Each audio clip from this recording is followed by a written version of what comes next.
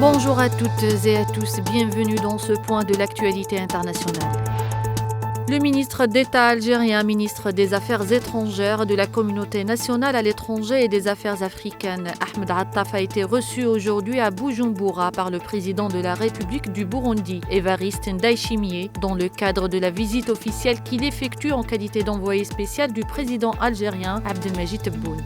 À cette occasion, le ministre d'État a remis au président burundais un message écrit du président algérien et lui a transmis ses salutations fraternelles ainsi que sa volonté de continuer à travailler de concert avec lui pour le renforcement des relations de fraternité, de coopération et de solidarité entre les deux pays. Le Kremlin a affirmé que l'armée russe répondrait obligatoirement à l'attaque ukrainienne de la veille menée selon Moscou contre un aérodrome militaire russe avec des missiles américains ATACMS, une ligne rouge pour Vladimir Poutine. Le porte-parole de la présidence russe, Dmitry Peskov, lors de son briefing quotidien, a déclaré qu'une réponse suivra et qu'elle interviendra au moment et de la manière qui seront considérés comme appropriés.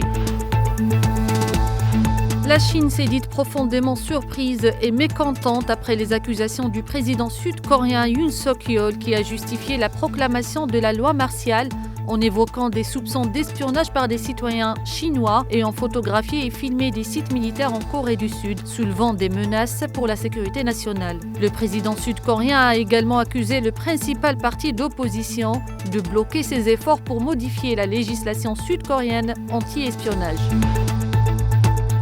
L'Assemblée générale des Nations unies a adopté à une large majorité mercredi soir une résolution pour soutenir le mandat de l'Office de secours et de travaux des Nations unies pour les réfugiés de Palestine. Le dit projet de résolution a reçu le soutien de 159 pays. Le ministère palestinien des Affaires étrangères a exprimé sa profonde gratitude aux pays qui ont parrainé et soutenu cette résolution, ce qui reflète un engagement continu envers la Charte des Nations unies. Les pays de l'Union européenne ont donné aujourd'hui leur accord à l'adhésion complète de la Roumanie, de la Bulgarie à l'espace de libre circulation Schengen à partir du 1er janvier après des années d'attente. La levée des contrôles aux frontières terrestres avec ces deux pays est un moment historique, a estimé le ministre de l'Intérieur hongrois, Sándor Péter, dont le pays assure la présidence tournante du Conseil de l'Union européenne. Nous arrivons à la fin de cette édition. Merci de l'avoir suivi.